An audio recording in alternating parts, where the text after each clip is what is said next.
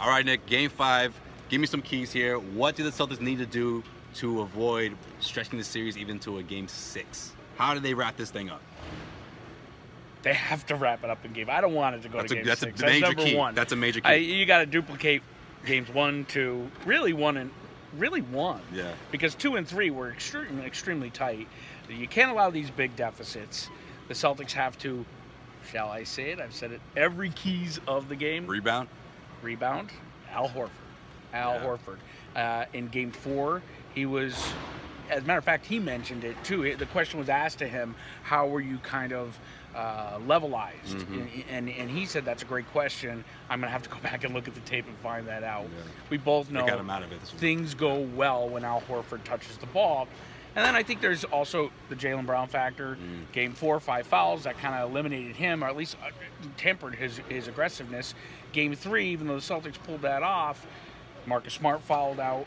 So the Celtics really have to play in control. I'm not blaming the officials. I'm just saying they have to play in control, so that way they're, and Brad Stevens has to manage that a little better too, I think, in regards to taking players out when they are in foul trouble. But rebounding, I mean, because you want to limit transitions, so rebounding is obviously, you know, the key. Right, and I credit Marcus Smart for what he said. It's like, look, at the end of the day, we just need to take it to him, you know. And I think that's exactly what the backcourt needs to do. I mean, Terry Rozier, he's got his hands full a bit with McConnell on him. He did a really good job staying in front of him, and I think because of the home crowd, home Terry Rozier, we'll see him respond differently after Game 5. That's a good point. Before Game 5, as far as one of the keys, coming out very, very early and aggressive and getting the crowd very into it.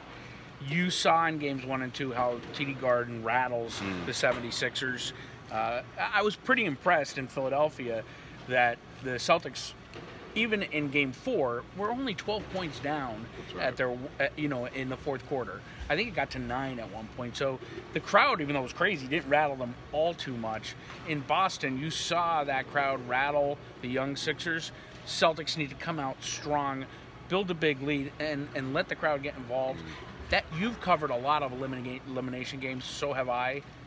That always seems to push any rendition of a Celtics roster over the edges when that home crowd really hammers it to the opponents. And another player who definitely always responds to the home crowd is Marcus Morris. You know? Yeah. He had a pretty good game today. I've been waiting for that breakout game this series. But, you know, I think when you have him going the way he did in Game 4, you know, the three-pointers, 17 points, 18 points, that's the type of performance that you want to have him come. It was. and he's fired up because, someone is bickering at him. I like that. Joel Embiid. So that's going to get him going. You talked to him in the locker room after Game 4, and he specifically mentioned that he is just ready to get to Game 5. They are sick, fed up, I think the words were, of the Sixers. Yeah, he's had and I like that because Morris is a Philadelphia guy. So now it's like, all right, enough. And his brother was here wearing his jersey, I think. How funny was that? In Game 4. It was great stuff. Yeah. So the Celtics, I don't have a prediction. If I do, I'll get killed in the comments section. He's predicting the Sixers to win. Is that what it is? But the sad thing is, I'm going to be here in Philadelphia awaiting a potential Game 6, which hopefully doesn't happen.